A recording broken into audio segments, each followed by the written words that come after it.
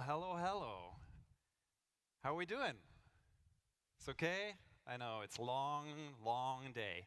So let me bring this home for you. And I want to do a little bit of a wrap up. I want to bring you together to talk a little bit about what you have experienced over the last 2 days and kind of give you a bit of a taste of what is in the future and like how I think about this world. And I'm calling this disruption. We're talking about disruption. We're going to talk about dystopia, and we're going to talk about what the decisions are we as humans have to make. But before we get there, let me share something with you. Every good speech should have a cat video. So just so that I put this out. I'm not quite sure. Probably you already feel like this cat. So you're like getting ready to jump with all this information. You get like all these formulas which you have learned today. You're about to get ready and you think you have it. So I hope you're not feeling quite like that. And if you are not taking anything, quite frankly, if you're not taking anything out of the last 2 days and forget all about this, which is, like understandable, it's a lot of content, keep one thing in mind, that tomorrow will look dramatically different than today. And I hope and I believe that you have seen this, how this looks like. And we're going to talk a little bit more about this as we're going through this talk. And I want to start off with giving you a quote. This is a dear friend of mine, a gentleman called Ron Shaich. And Ron Shaich is the founder of Panera Bread, which is a very large, healthy fast food chain in the United States. And he has a saying, which is his mantra for his people. He says that our approach has always been to discover today what matters tomorrow, and then transform our company into a world that is unfolding before us. And I believe this is so true because this is what you as a leader have to do in this new world. Our role as leaders in this world is to discover today what matters tomorrow. And this is what we've done the last 48 hours. And then be ready to transform our companies into this world. And of course, you heard about Ray Kurzweil's law of accelerating returns. Jeffrey Rogers did this in his opening remarks, so I'll spare you the details. But you might remember that most technology systems move and evolutionary systems move on this exponential curve. And Jeffrey already showed you this. This is exponential growth we see in population. Just as a quick reminder, the thing which is really remarkable here, and this is the most important thing to understand, is that not just individual technologies move on this exponential curve, like for example computing with Moore's law, but what happens is that they stack on top of each other.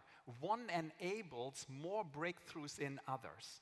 And this is the reason why this curve looks the way it looks. This is the reason why we grew our population to 7.4 billion people on this planet and still have room to grow. It's also the reason why Ray Kurzweil makes this interesting statement where he says the change we're seeing in the next 100 years equals the change we've seen in the last 20,000 years.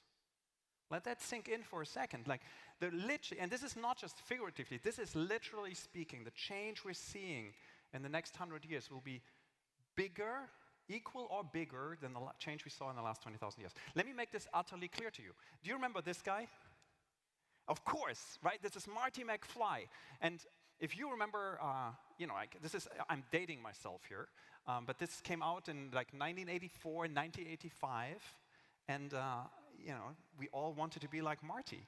But imagine Marty. Like, take this guy here and bring him to today. Like, this is 1985. Like, he didn't have the internet. He didn't have smartphones. He didn't know about electric vehicles. He didn't know anything about genetics. The genome wasn't decoded then. Right? We had no idea about all these things.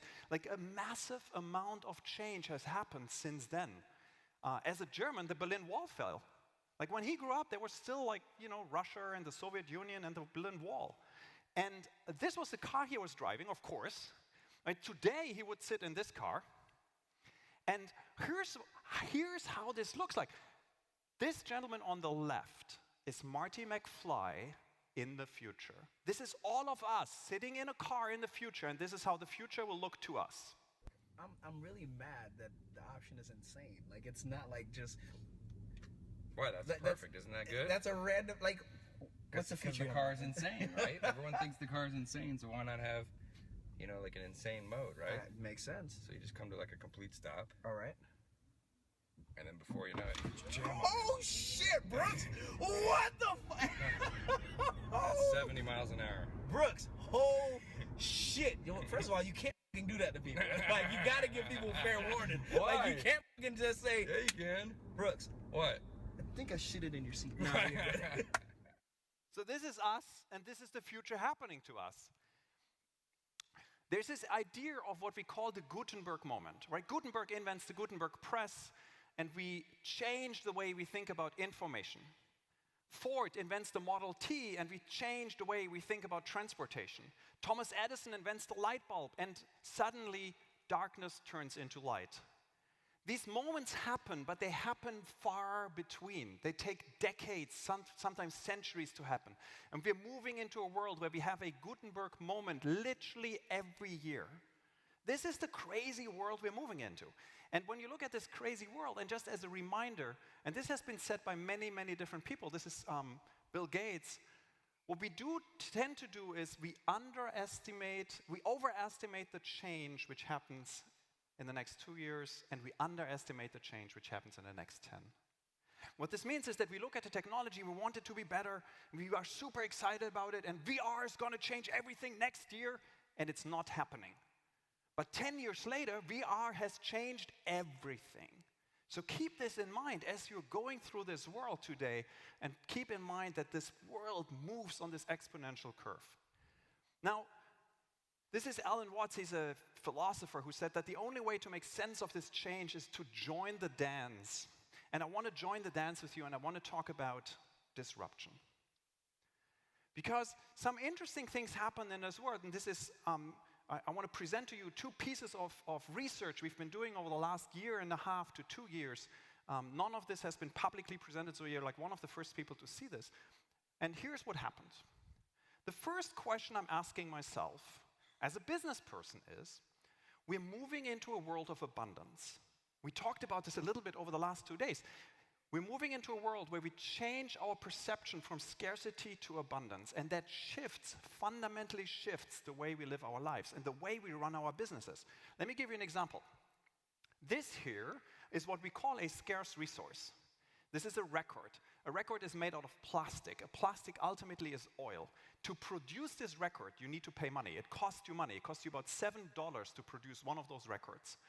To ship that record from me to you cost me money because I need to go to the post office and they ship it to you. For you to store that record costs you money.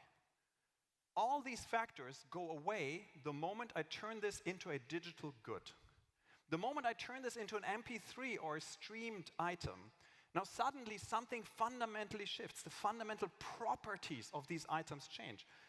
The cost of creation, the cost of duplication, distribution, and storage go down to 0. It cost me nothing to make a copy of this, or very close to nothing. It cost me nothing to send that copy to you, and it cost you nothing to store that copy, which means that the business models fundamentally shift. Now, here's an interesting thing which also happens, which is you take the good old compass, which is a way for us to find our way. And we make this a little bit better by adding information to it. So now we're creating a map. But this map still has the old properties, right? It cost me money to make a copy of it. It cost me money to get that to you, etc. Now I turn it into a digital map, and those properties change. But something else happens. Because now it's digital, it adds features. It adds features because now I can do routing on this map. And the features it adds is now I can make changes to this map very easily. I can send you a new version of the map overnight without you knowing it. I can connect these maps to each other. I know exactly where each car is which is using the map and see what the traffic patterns are. I can make this measurable. I can measure this exactly. I can see how much you use the map and where your car is, and can do so using software. I can programmatically do this, which means that the features go up into infinity. And this changes the way we think about businesses dramatically. Because the question for me becomes, in a world of abundance, how do you make money? How do you make money in a world where all this stuff becomes abundantly available? And our research indicates that there's only 2 ways, broadly speaking, how you can make money in this world. And the first one is this. In a world of abundance, you can create uniqueness, rareness, artificially. And I show you 4 ways you can create uniqueness today. The first one is this here.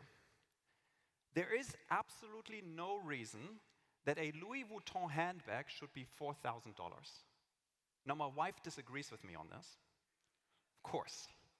But if you look at a Louis Vuitton handbag and you compare it to a nicely made $300 leather handbag, they're no different. You compare it feature by feature to a plastic bag, which is 10 cents, no difference. But of course you pay $4,000 for it because brands matter. I pay for brands because I want to be part of the Louis Vuitton club. Of course. Here's a second one. Now, granted, and you're very lucky, I just heard you opened your first Starbucks. The devil is in this country, just saying. But if you have traveled outside of Italy, you know these guys, right? And these guys charge you $5 for a cup of coffee, which is insane.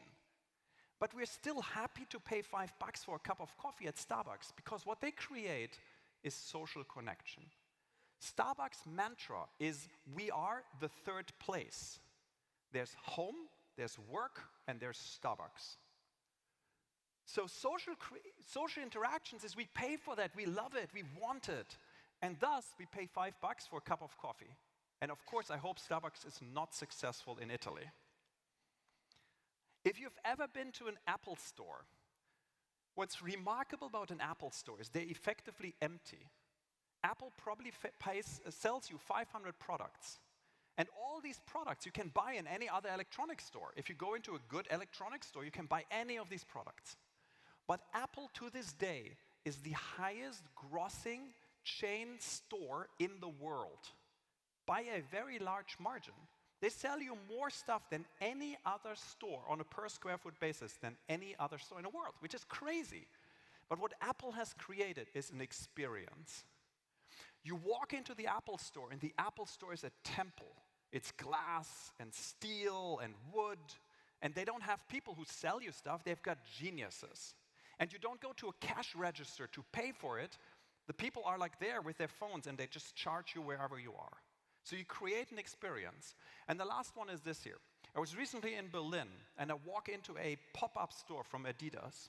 They scan my feet, and about 90 minutes later, I walk out of this store with a 3D printed pair of shoes, which fits perfectly to my feet.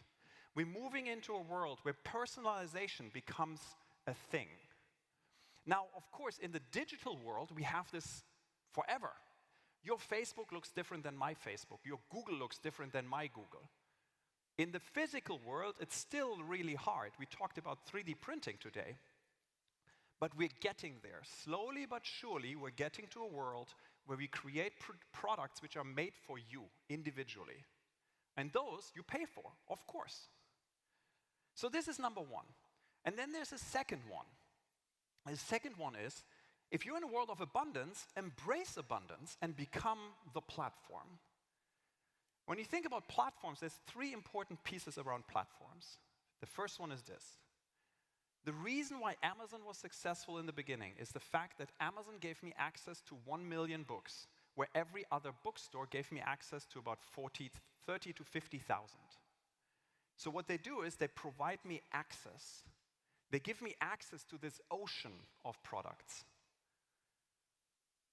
If you remember buying software until very recently, until about a year or 2 years ago, the way you bought software was you walked into a store, you bought one of these boxes, you walked with the box, you walked home, you opened the box, you pull out the CD, you put the CD in your computer, you try to install the software, you realize that the CD is scratched, you need to put it back in the box, you go back into the store. Today, we make this incredibly easy, because what you do today is you click, and 20 seconds later, the software is on your computer. This is the iOS store, the macOS store, the Windows store. That's the way we sell software today. They have become platforms. Here's an interesting tidbit, by the way. I just did some research on platform business models. The iOS economy, so both iPhones and everything which is being sold in the store, by 2019 will be 500 billion US dollars, $500 billion US dollars. That is more than the GDP of Argentina. So this is how powerful these platforms are. And the last one is this here. Anyone here is using Spotify or Apple Music or any of these other streaming services? Great. So I use them as well. I'm a Spotify user. And let me tell you one thing. Spotify is useless. For a simple reason. Spotify gives me access to 120 million songs. I remember 50 to 100, probably. So if Spotify wouldn't do something very clever, I would listen to the same 50 to 100 songs all day long. But what they do is, and this is really important, they curate. They provide curation. And curation is this magic thing, because curation allows me to sit at home, and this is a true story. I was with my wife, and we're cooking Mexican dinner. And I go on Spotify, and I type in Mexican dinner playlist. And of course there's a Mexican dinner playlist. And we end up listening to mariachi music for 2 hours from artists I have never heard before and songs I've never heard before, but they curated this playlist for me. So this is the power of these systems. And here's the challenge. Most businesses today find themselves at the tension between these two things. They're in the middle. And I believe the businesses of the future need to choose. And by the way, you can also do both. Some businesses can do both. Amazon embraces abundance and at the same time creates uniqueness. Like your Amazon looks different than my Amazon. Your Amazon playlist is different than mine.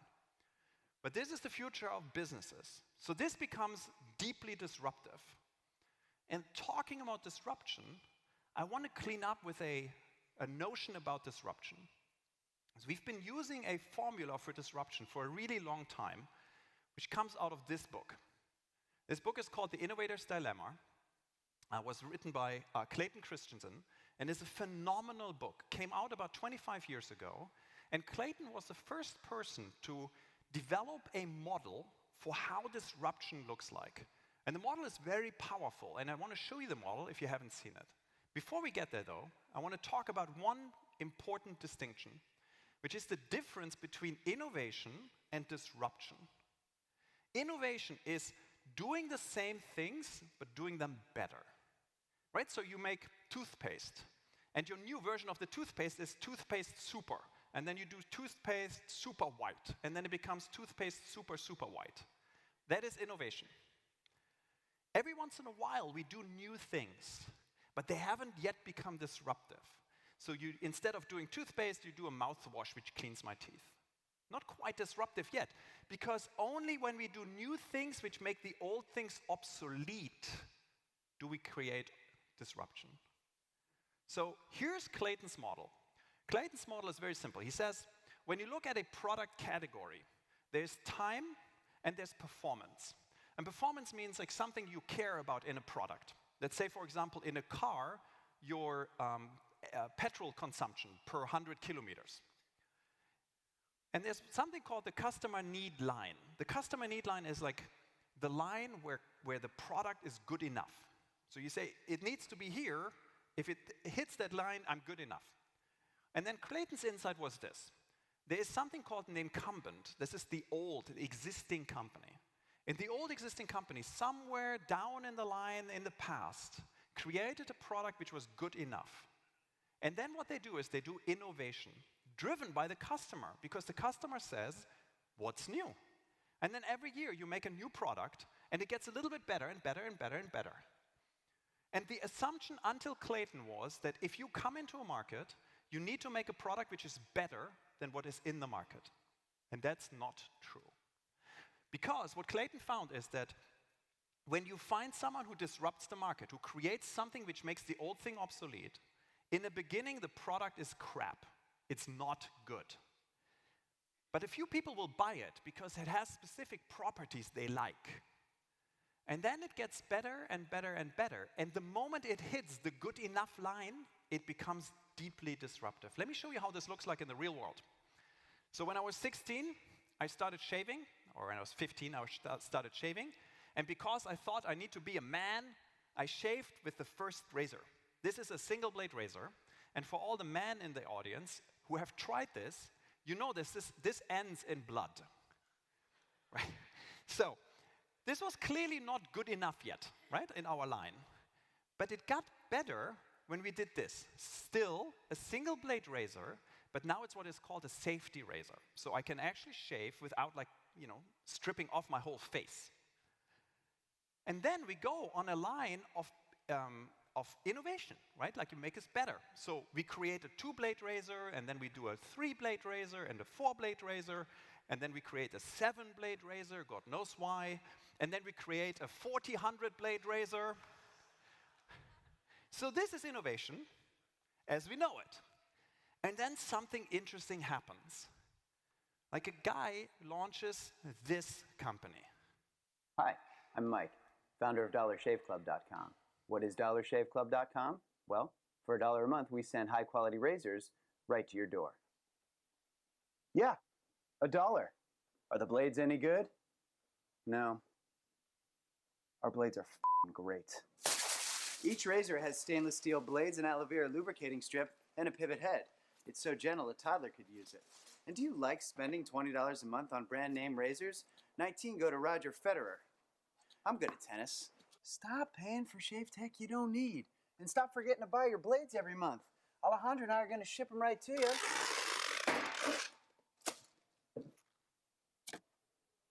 So stop forgetting to buy your blades every month and start deciding where you're going to stack all those dollar bills I'm saving you. We are DollarShaveClub.com, and the party is on. I know karate, I know jiu-jitsu, I drive like a gangster when I'm coming to see you, see you, see you, see you. So this guy comes out, brings out this product called Dollar Shave Club, which is objectively a worse product. It only has 2 blades, but 2 blades is good enough. And because it only has 2 blades, and because he innovates on the business model, because his innovation is to say, I don't make you go into a store and pay lots of money for these things. What I'm going to do is I ship them to your house for free, and you only pay a little money for the blades because you only have 2 blades. They're much cheaper to manufacture. So this thing becomes a sensation, so much so that Unilever is forced to buy them for $1 billion in cash. This is disruption. Now, here's the interesting thing about this thing. We use this model, and it's a really good model. Don't make me, this is a really solid model. And it's the only model we have for a long time for disruption. But the problem is we use this model. In the US, we have a saying, which is, when you have a hammer, everything looks like a nail.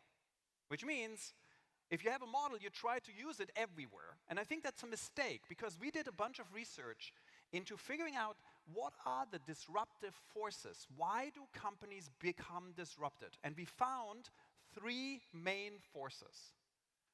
The first one is this.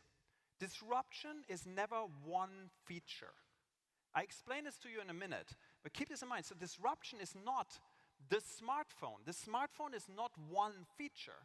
The smartphone is a PC-powered microprocessor. It is better batteries. It is a touchscreen device. It is a different form factor. It's a little bit bigger than a normal telephone. It is a touchscreen. It is software. It's all these things combined. It is not a single thing. So this is important to understand. I'll show you later why. The second one is, and this is really important, and I had this conversation over dinner with some friends. Your existing skills and processes are no longer relevant, and that's really dangerous if you're in a big company. Because you have built up skills and processes, and you have people who are defending them with their life, and they become irrelevant. And the third one is this one, and this is the last one. Disruption always happens at the go-to market. There's a common misunderstanding that people think disruption happens in the lab or in the innovation group. It happens when you actually bring the product to market. Let me show you how this looks like in the real world. Let's take this because we all understand it. Telephones. Probably when we were at the second from the left, this is Nokia. When we were at the second from the left, we were at the good enough line, right? This was a good telephone, like probably some of you remember this. I had this. You've got about a week's worth of battery life. You can talk with it. Talk quality is great. You can send text. It's fantastic. And then we go on to what is called a sustaining innovation line. So we make the telephone a little bit better and better and better. In March 2007, this telephone comes out. This is a Nokia N95. I bought this thing. This is the best phone you possibly can buy. Cost me $600 US. Has two cameras, has like a 2-week battery life. 2 weeks. And you can like text with it, and it's beautiful, and it's tiny. I love this device. Until 3 months later, this comes out. Now, again, this is like, it's easy to look at this and say, of course it disrupted the market. But it's important to understand that this thing became disruptive because it did 3 things at the same time, right? It is not just one feature. It makes old skills obsolete, and it hit the market at the go-to-market strategy. So much so that here's an interesting clip. It's a little bit of bad quality. It's the best clip I could find. This is Steve Ballmer, the guy who used to run Microsoft. When the iPhone comes out, he gets interviewed, and he makes this comment. Oops, this comment. Steve, let me ask you about the iPhone and the Zune, if I may. The Zune was getting some traction, and Steve Jobs goes to Macworld, and he pulls out this iPhone. What was your first reaction when you saw that? $500 fully subsidized with a plan? I said, that is the most expensive phone in the world, and it doesn't appeal to business customers because it doesn't have a keyboard, which makes it not a very good email machine. He's right. Here's the thing, right? So you look at this and you're like, oh, Steve Ballmer's an idiot. No, he's right. He's 100% right. Because you see what he says? He says $600, $500 for a phone. The mistake he's making is the iPhone is not a phone. The iPhone is this, just in a smaller form factor. The iPhone is not a phone. The iPhone is a computer. It's a very different thing. And for a computer, I happily pay $500 because I can now put the computer in my pocket. Right? So it leads to an interesting world because we love to look at these guys here and say they didn't get it, they're idiots. Well, not so fast. We had a lot of Nokia executives, former Nokia executives, in our program at Singularity University. And I was super curious. I was going to them and was like, why didn't you see it? What happened? And they told me the story, and it's really interesting. Because the story is the following. First of all, they said, everyone in our company saw the disruption coming. But what they saw was, they saw the individual pieces. So the guy who's responsible for the microprocessor, he knew that these new microprocessors were coming. And the guy who was responsible for the touchscreen displays knew that the touchscreen displays were coming. And the guy who was responsible for the software saw that software is changing. But what they didn't do is they didn't put it together. Right? Disruption is never one thing. Then the second thing which happened is all their skills were in doing hardware. They built phones. The iPhone is not about the hardware, it's about the software. And here's an interesting insight. 3 days after Apple announced the iPhone, Nokia launched a video for a new device which looks like this. Nokia devices will allow you to touch the screen to navigate. Browsing your content couldn't be easier. Nokia allows you to share all of your content in many different ways. Uploading your photos to Flickr, for example, couldn't be simpler. All these experiences, so elegantly simple. It's what Nokia always has and always will deliver. So Nokia had the iPhone. One of the engineers at Nokia told me this interesting story. Nokia takes 4 model generations to get it right. 4. This here was model generation number 3. And then something happened. Nokia got a new CEO, Stephen Elop. And Stephen does the thing which which a finance guy does. He looks at the balance sheet and the P&L, the profit and loss statement. And what he does is he says, whoa, we're making $1 billion with these normal telephones, and we're making $0 with this thing here, and it's not even ready, so let's kill it. This is Stephen Elop in a show. Stephen Elop is the guy on the right, where the host, the moderator, asks him about the iPhone. He says like, hey, when is the new Nokia phone coming out? Because I have an iPhone, I want to have the new Nokia phone. Look at his dismissive behavior. I have an iPhone. Oh, how embarrassing. I don't want to have an iPhone. I want to I have can take care of that for you right here. There you go. I want to have a Nokia phone. It's gone. I want to have a Nokia phone. He just didn't see it. All he could see was his profit and loss statement. Afterwards, he said this: we didn't do anything wrong, but somehow we lost. Yeah, of course he didn't do anything wrong, because what you didn't do is you didn't look. You didn't put the pieces together, and all your skills, you didn't realize that all your skills are in the wrong area, and you didn't realize that the disruption came at the go-to market. Scott Cook, he's the founder of Intuit, is probably one of the smartest CEOs I know in the world, said that success is a powerful thing because it makes companies stupid and they become less and less innovative. Nokia was too successful. Kodak was too successful. This company which gets disrupted is typically too successful. And they have the skills in the wrong places and they don't see the whole picture. So keep this in mind. Disruption happens in 3 distinct pieces. It is never one singular feature. It happens when your skills and processes become irrelevant, and it happens at the go-to market. The good news is this: it is not complicated. If anyone tells you it's complicated, they only want to sell you their consulting services. I don't do that, so let me tell you, it's not complicated. But make no mistake, it is hard. It is hard as hell, and it is pretty complex, but it's not complicated per se. If you went to business school, you have heard of the 4 Ps, and the 4 Ps is not Pascal, Pascal, Pascal, Pascal. The 4 Ps is product, price, promotion, and place. This is the magic formula of how you build particularly a consumer product. This is where disruption happens. The disruption happens at these 4 places, at the 4 Ps. Disruption also tends to be what we call chaotic. You cannot spreadsheet your way through disruption.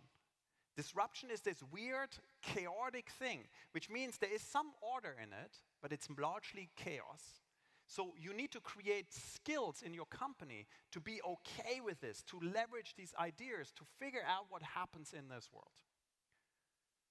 And let me end with something which is, Andy Grove, the guy who founded Intel, said, only the paranoid survive. I think that's a very important point here, because that's how these things work.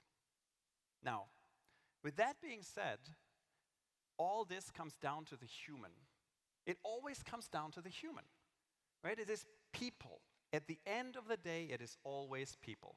Which brings me to my second point, which is the idea, what happens in this world? What is the dystopian version of the world we're seeing? Because I'm German, I have to think about these things. So if you look at the world as it stands today, and you look at technology, so for example, social media allowed us to do the Arab Revolution. It upended a regime. This is an incredibly powerful outcome. And at the same time, we can use the very same technology to create what we have in China now, which is this social scoring system, which is a lot like a credit score. And it leads to really weird outcomes, as described in this short clip here. Leo Hu recently tried to book a flight. He was told he was banned from flying because he's on the list of untrustworthy people. Leo was a journalist who was ordered by a court to apologize for a series of tweets he wrote and was then told his apology was insincere. I can't buy property. My child can't go to private school, he says. You feel you're being controlled by the list all the time. And the list is now getting longer, as every Chinese citizen is being assigned a social credit score, a fluctuating rating based on a range of behaviors. It's believed that community service and buying Chinese-made products can raise your score. Fraud, tax evasion, and smoking in non-smoking areas can drop it. This is pretty crazy. So crazy so that there's a high-speed train in China, And you're only allowed to use the high-speed train if your credit score, if your social score is high enough. In a 3-month period, they rejected 4 million rides on this train because their social score isn't high enough. This is a weird outcome. This is a very disturbing view of the world. Let me show you something else. We talked about AI today. So you can use AI like IBM Watson to detect cancers on CT and MRI scans better than any human, which is incredible. You can use AI to play the game of Go, which is the most complex board game humans have ever invented, and beat humans in 4 out of 5 championship matches after only 6 months of training. You can feed art into an AI, and the AI generates new art. Now, I also believe they fed some LSD into this AI, but that's a different story. And then you can do some really weird stuff. Have you heard of the story of Microsoft Tay? Tay was a chatbot, came out a couple years ago. And the way Tay works is, Tay is a Twitter chatbot. So you send a message to Tay. Tay responds in the style of a 19-year-old. And then you just keep talking, which is kind of cool, right? Like, not creepy at all that I talk to a 19-year-old as a 45-year-old man, but like whatever. So I just keep talking with this thing. And Tay's magic power is an AI in the back end. And this AI has a learning model where from every tweet it receives, it starts to learn. So it gets better and better and better. Microsoft said, the more you chat with Tay, the smarter she gets. This is the future. That's incredible. And it started out really nice. Like, this is her first tweet. It's like, hello world. And then she says, can I just say that I'm stoked to meet you? Humans are super cool. So cute. But here's the thing. Tay tweets with internet people. Internet people are the worst. If you've ever been on the internet people are the worst. They're terrible. Internet people do stuff like they go on sites and ask, how much Listerine do I need to get drunk? Listerine is a mouthwash, right? They believe the earth is flat. They believe that Hitler is still alive because he is in Argentina, like escaped on a submarine. This is true internet stuff. So these people start to chat with Tay. And what could possibly go wrong? Nothing, of course. Well, Tay starts to learn. And she starts to learn very, very fast. Within hours, Tay starts to say, I effing hate feminists and they should all die and burn in hell. And it's not quite nice, right? Then she goes on and says, like, Hitler was right, I hate the Jews. This is pretty terrible. And then like someone points it out to her and says like, hey, you're racist. And she said like, no, chill, I'm a nice person. I just hate everybody. Like these are our AI overlords, right? So Microsoft was forced to take the this AI down within 16 hours. It took the internet 16 hours to teach Tay the worst behavior of any human. 16 hours. Now, you can laugh about this and say, yeah, whatever, it's a chatbot. But here's the thing. What Tay is an AI. And these AI are black boxes. We can't look into those. And we start to put very interesting decisions into the hands of AIs. We now let AIs think about if you happen to be in a coma, if you should live or die. I am not sure if that's the outcome we want to have in the world. Right? It's a really interesting world. Here's another one, genetics. You heard earlier about the incredible power of genetics. This is a company out of our portfolio. They're called Miraculous. What they're doing is they take a DNA test, a blood test, and they can find in your blood RNA, which transcribes DNA into proteins. And what they can find is they can find cancers pre-stage 1, earlier than any other test on the planet. This test costs $200, takes like 20 minutes, changes the way we think about cancer detection. It's incredible. It changes the way we live our lives.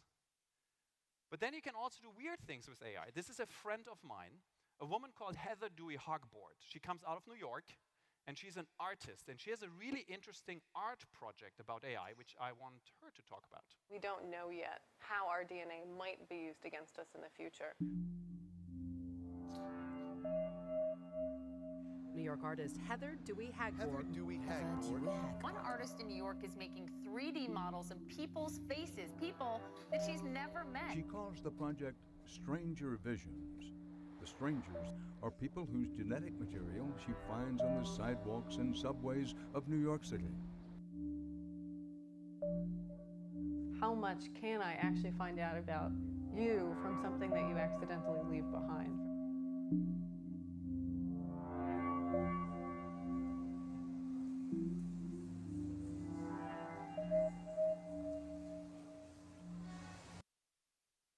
Let me unpack this for you. This is a little weird. What she does is she's literally picking up cigarette butts on the street of New York. On a cigarette butt is your saliva. In your saliva is your DNA. She extracts that DNA using a technique the FBI has mastered 30 years ago. If you're watching CSI on television, that's the thing. And then she sequences this DNA and reconstructs with a advanced genetics testing lab, reconstructs your facial features, because of course your facial features are encoded in your DNA. The shape of your skull, the color of your hair, the color of your eyes, and she puts it into a 3D model and prints these 3D masks without ever having seen you. Here's the interesting thing about this. I talk to a lot of politicians all around the world, and I show them this video for a simple reason. A, to freak them out, of course. B, there is not a single country in the world where this is currently illegal. This is completely legal here in Italy. It's completely legal in the US. It's completely legal in Germany. More importantly, we don't even talk about this. We don't even have the moral and the ethical discussion about this. We don't even know if that's okay or not.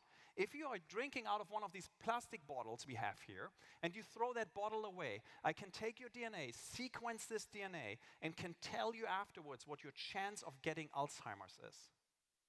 So I see a whole bunch of you just drop your plastic bottle. It's like, nope, it's all good. This is crazy. And then of course it goes to humans, right? It all comes down to humans.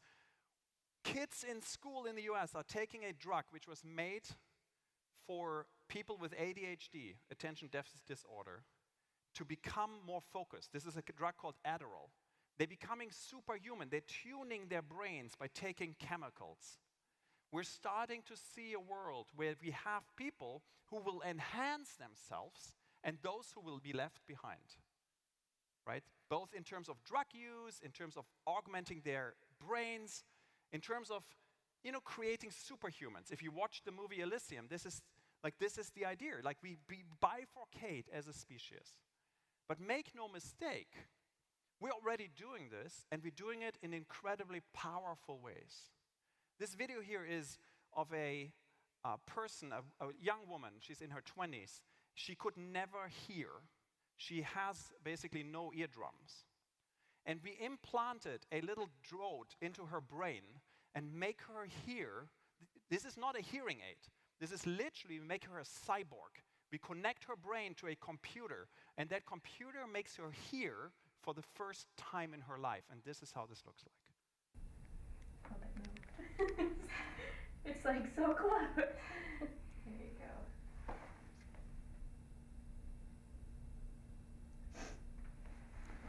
We're not right over it.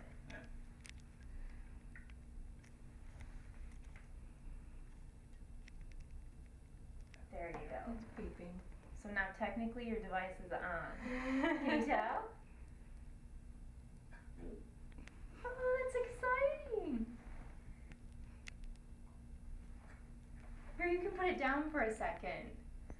Just get used to the sound. What does it sound like?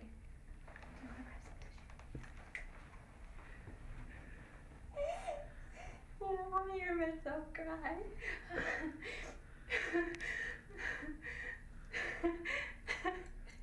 Can you hear me? And you hear your voice? Does your voice sound pretty loud? No, not really. Well, that's good. My laughter sounds loud. Yeah, you'll get used to all of that over time. Do you want to hear your husband say something? Which brings me to my last point. What are the decisions we are taking? For the first time in human history, we as people, as individuals, become as powerful as companies, large companies, and even nation states. This has never been achieved before. We as people become godlike. We as people become so powerful that we have the powers of a God. And the question I'm asking myself over and over and over again is, what do we as people do with these powers? What do we choose to do with these new powers? What do we use these powers for? And of course, you look at the statistics, and all the statistics in the world show us that all the important things get better. There's more people get educated. There's less people dying. There's more people, less people in poverty. Every single statistic points to the right direction.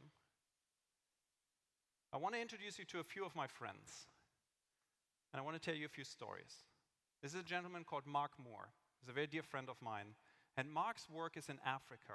And it's probably the most important work I know of in the world. Because what Mark does is, and I went with him to Africa to see this myself.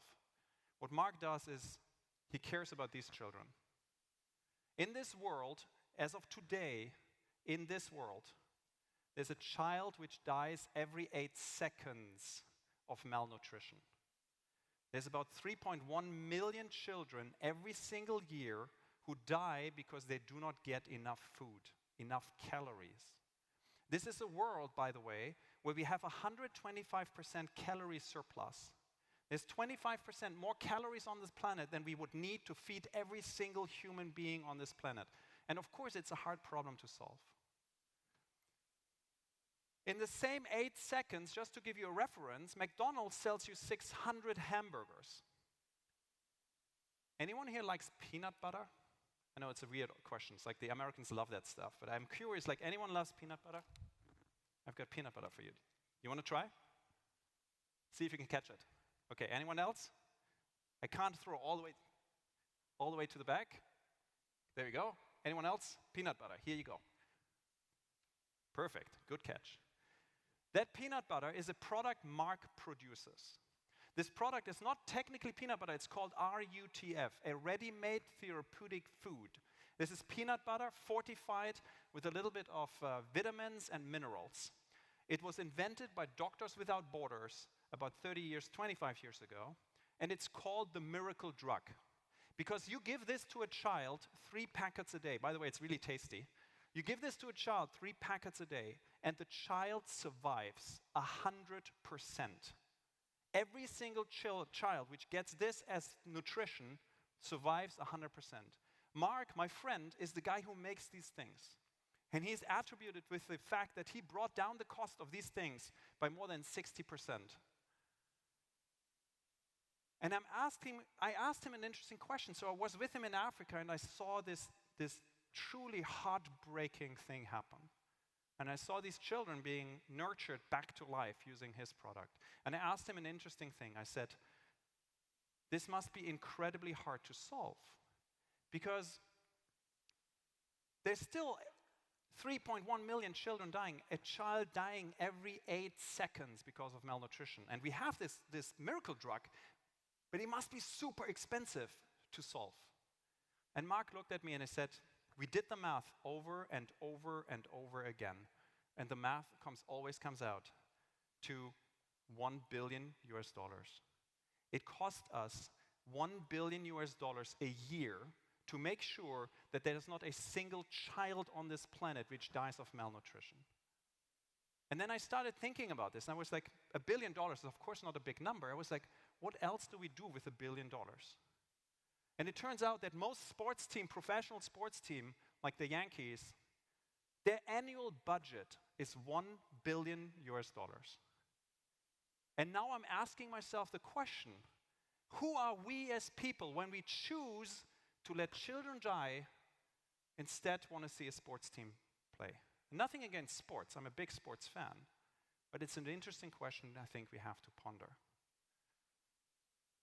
I don't think that there are statistics, and I don't think that there is side effects or unintended consequences. This is what Mark taught me. You look at a statistic and you can hide behind it. You can say it's getting better. But when you're in Africa and you see a child die because of malnutrition, you know that we have to do something. Let me introduce you to my second friend. This is Nithya Ramamata. She runs a company called Nextleaf Analytics, and what Nithya does is incredible.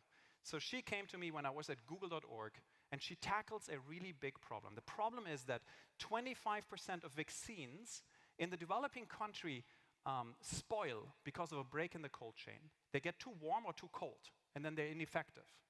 What this means is that millions of children go unvaccinated. In the worst cases, by the way, we administer vaccines which make the child sick instead of protecting it. When I met Nithya, I was at google.org, and she showed me this device. And I was like, okay, what is that? So she opened it up for me. And inside of this device, you'll find a $25 Chinese manufactured smartphone, a tiny little bit of her own hardware which she developed, and the temperature sensor. You put this whole thing onto the fridge. It now travels with the fridge, and it measures continuously the temperature in the fridge. And because this is a smartphone, it does a couple things. The first is, it sends the nurse in the field a text message to let the nurse know if the fridge was compromised. The second one is it sends the data up into the cloud to let the health authorities know if the fridge was compromised and where, because these things happen at the same places. So I meet Nithya, and Nithya gives me I see her, and I'm at google.org, so we give philanthropic grants to companies. And I ask her simply, I said, like, so where are you with this product? She says, like, this is my product, it works. And I went to the Gates Foundation. I was like, that's great. And if you know anything about this world, like the Gates Foundation is the big guys. And I asked her, so what did the Gates Foundation say? She said to me, they gave me a check. I was like, that's great, that's amazing. How much did they give you? And she said, they gave me an empty check and said, write on the check what you want. If you know anything about the Gates Foundation, that never happens. So I look at her, and it's like, in disbelief, I look at her and it's like, Nithya, what did you write on the check? And she says, I want to write $420,000. And I'm like, why do you want to write $420,000? And she's like, well, we want to go into one more country and we want to try it out and get more data. And I look at her and I'm like, you're crazy. You hold in your hands the solution to the problem. You hold in your hands the thing which will make the problem go away. And she says, okay, I'll think about it. Calls me back a day later and says, I wrote on the check $2 million. And I want you to write me a check for $1 million. And I say, of course. So I'm incredibly proud to say that since then, she is in 6 African countries and all of India. In all of these countries, she's in more than 50% of the fridges. In all of these countries, the problem is gone. It does not exist anymore. And the reason why I tell you this story is twofold. The first one is this. This device there, you can build. This is not rocket science. You can build this. Anyone can build this. And if you can't build it, you know someone who can. We just need to make the decision that we want. And the second thing Nithya taught me is this. She taught me to ask the simple question, which is, what does it take to make the problem go away? Because we have the powers to make problem disappear today. You heard Steve Jobs say, you want to make a dent in the universe. I don't give a shit about making dents in the universe anymore because we have the powers to make the problems go away. Let me tell you a last story. This is a dear friend of mine, Mike Smith. Mike is a skater. You know the people we don't want to have in the cities? And when I first met Mike, I met him like, he looked like this. And I'm like, you know, what do you do? And he's like, well, I run this interesting organization. And I asked him, so tell me a story. And he tells me his story. When he was a teenager, he was a skater, and he played football, American football. And his coach, like he was with his coach, and he lives in Nebraska. Nebraska is kind of in the middle of nowhere in the US. It's very cold in the winters. And this is in the winter. And he asked his coach, his football coach, he says, hey coach, I want to do something good in the world. What shall I do? And the coach was driving him home. And halfway on the way home, 5 miles away from his house, the coach opens the door and says, get out of the car. And Mike is like, what do you mean, get out? It's cold. He's like, no, get out of the car. And what I want you to do is, they were on a bridge. I said, I want you to go down to the bridge, and down there you'll find the homeless people of this town. And you talk to them and you figure out how you can help them. So he went down and he spoke to the homeless people, and the homeless people told him, what we need is socks, because it's cold and our feet are freezing. And Mike takes his skateboard and skates back 5 miles back to his school and steals all the socks from the soccer team, puts them into his backpack, and skates back to the homeless people and hands out the socks. And then he decides to make this a profession. So he starts a thing called Skate for Change. So he asks other skaters to do the same thing. By the way, remember, skaters are the people we don't want to have in our cities. They're dirty and loud, just so you know. So he does this, and now there's hundreds of these Skate for Change centers all around the world. These are skaters, teenagers who skate around the world. And then he doesn't stop there, but he builds the second largest skate park in Lincoln, Nebraska, to get the kids in Lincoln, Nebraska off the street. And then he doesn't stop there, because then he builds the biggest food pantry in the state inside of his skate park. And then he doesn't stop there, then he starts traveling around the United States and talks to teenagers about bullying and self-worth and self-esteem. And here's the real part of the story. When I meet Mike, Mike looks like this. He's this larger-than-life guy. He's got like 1 million YouTube followers, and I'm like, I look at him and I'm like, you know what? You're full of shit. I don't get it. I don't buy it. I think you're just like, your ego is huge. And then I find myself, 6 months after I first met him, I find myself with him and a couple of his friends at a leadership retreat. And at the leadership retreat, a friend of mine tells me this story. He says, hey, do you know Joe? I'm like, who's Joe? He's like, well, Joe. I'm like, I don't know who Joe is. Who's Joe? And then he tells me that in Mike's town is a kid, he's 30 years old, who has a mental disorder. And he needs to be taken care of all the time. And Mike became his friend. The mother of that Joe had to go to rehab for drugs. And they were threatening to take away Joe's right to live there and wanted to put him into a mental health clinic. And what Mike does is, remember, this guy is in his 20s and he's a skater. What Mike does is, he goes and becomes the legal guardian. He becomes Joe's legal dad to make sure that Joe doesn't need to go to a clinic, and now has Joe living with him. And what Mike taught me is a very simple lesson. The lesson I learned from Mike is that sometimes it is the people no one imagines anything of who do the things no one can imagine. This is really important. So the question for me becomes like, what is the potential of a child? Potential of a child is limitless.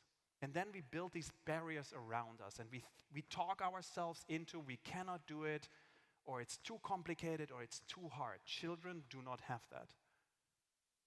We should stop asking why, and we should ask the question, why not? And who are we, and what are we going to do? Let me end on this note. I believe to live your life on purpose is a radical act, and it is probably the most important thing you can do.